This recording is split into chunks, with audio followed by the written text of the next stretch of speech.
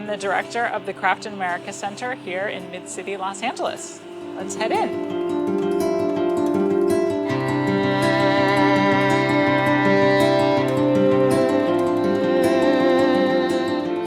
The Craft in America Center was founded in late 2009. We were created because we wanted to be a place where people in LA could experience the handmade. We feature exhibitions and artists from all over the country, focusing on artists in the US who are working with a range of materials and who are really focused on hand-making techniques for the most part. We show everything from cultural traditional craft to functional design to conceptual, more towards the fine art, sculptural work as well.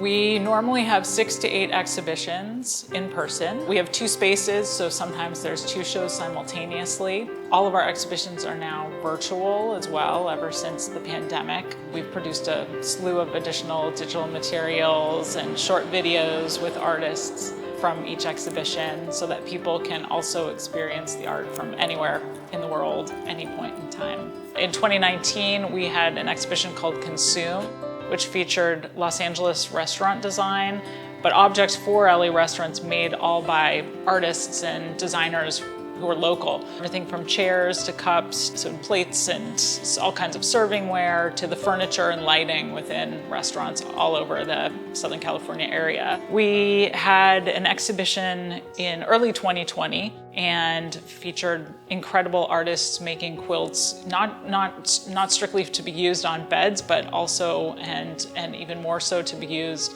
as art. Incredible work that's really political and expressions of personal stories. This past year we had an exhibition celebrating the 100-year anniversary of Bernard Leach's Pottery in England. And that has had a tremendous influence on ceramic artists from all over the country because he was such an influential writer.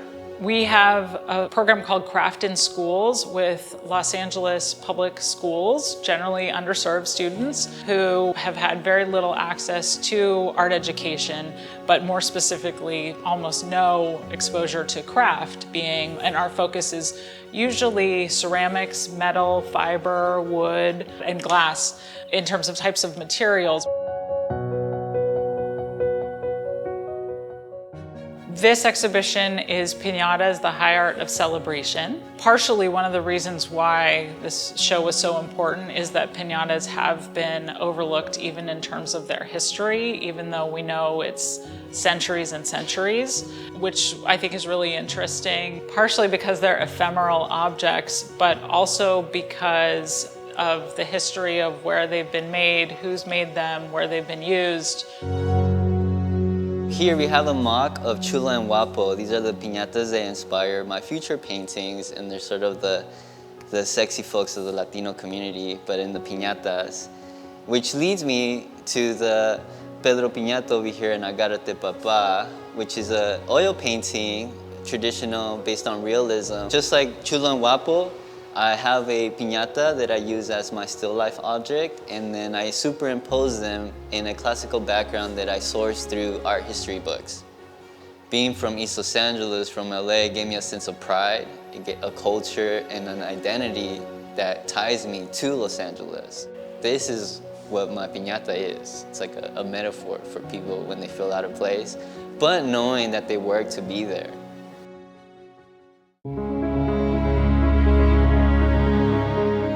The name of the piece that I did for the Craft in America Piñata exhibition is titled Resilience. It features over 200 monarch butterflies suspended in their front gallery space window. The reason why I created this piece was to really focus on the resilience of butterflies and the monarch and its migration and its travel from Mexico throughout Northern America and back down. Also, I know that it's a symbol for a lot of Latinos, a lot of dreamers, who speak about their resilience in order to succeed and where they're going through and how they're struggling in life.